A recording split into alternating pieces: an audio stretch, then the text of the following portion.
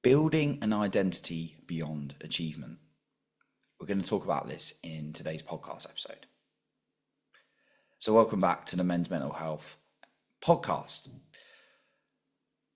I decided to talk about this because I've been in that achievement mode. It's like, and the achievement mode was like, even I wanted to achieve things a lot of my life so that I'd look good to other people. And that kind of life never feels good. But when I've been doing something that I genuinely love, usually something creative, like writing, like podcasts, doing some kind of sport, that's when I feel so good because that feels part of my identity in who I am. I love doing those things. I love being expressive. I love connecting with people. I love looking after my health in those kind of ways, in those exercise.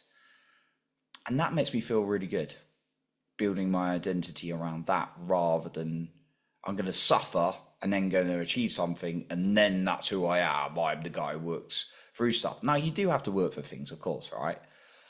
But it's like building my identity through doing things I love and that are in accordance with my values has really done me a world of good. There's a great guest I had on my other podcast, the Self-Esteem Confidence Mindset, called Dr. John Demartini. Amazing guy to listen to on values. In fact, I might put his episode on the Men's Mental Health podcast, but he is incredible. Absolutely incredible. He is beyond incredible. So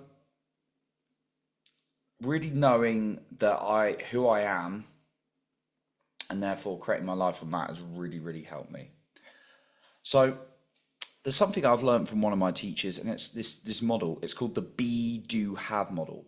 Often people will be doing this have. They get something and then they feel they do this, like they start doing all the doing and then they start becoming like happy. But actually it's the other way around. You need to be someone, live a certain identity, and you start doing the things in line, then you'll have the results. So this is what I'm going to suggest in terms of creating that identity beyond achievement that has helped me work. Know what is you want in life, and don't be from a place of like, I want it, I need it, like you're separate from it. Believe it's yours, but you're just on the journey to claim it.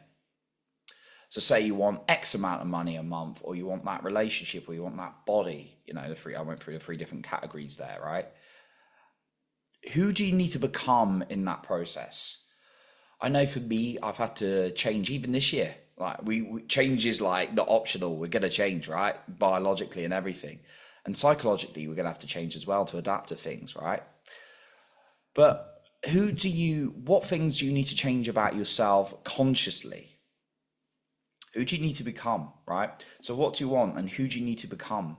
And then reading that identity, and not just reading it, but feeling it every single day. I have a process I do multiple times a day, and I really embed the person I am. And then ideas come to me, downloads come to me. It is amazing when I do that. The next thing is doing.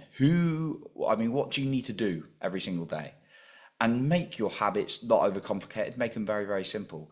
So if you're someone who's earning a lot of money, like if you were someone who's earning a lot of money, you would feel the feelings of wealth. What do you be doing every day? You'd be reaching out to people. If you're someone who's very healthy, what do you be doing every day? You'd be doing a little bit of exercise. You'd be eating reasonably well. Just understanding your habits. And then the final thing I'm going to say is celebrate the process. Celebrate every time you work on yourself, every time you do something rather than what you get. Because if you focus on what you can do, that is completely 100% all you can do because you're you. But when you start focusing on results only for making yourself feel good, and that's who you are, then it's always out of your hands. But if you can start becoming the person and feeling that person you want to be, and then start doing the habits, and then you start celebrating life and what you're doing, the results are like a secondary gain as well as they come. And if you're consistent, the results will come more often than not, right? But yeah, just celebrate the process on the way. So that's what I got for you today. I appreciate you for being here. And remember to lead with your heart and not with fear.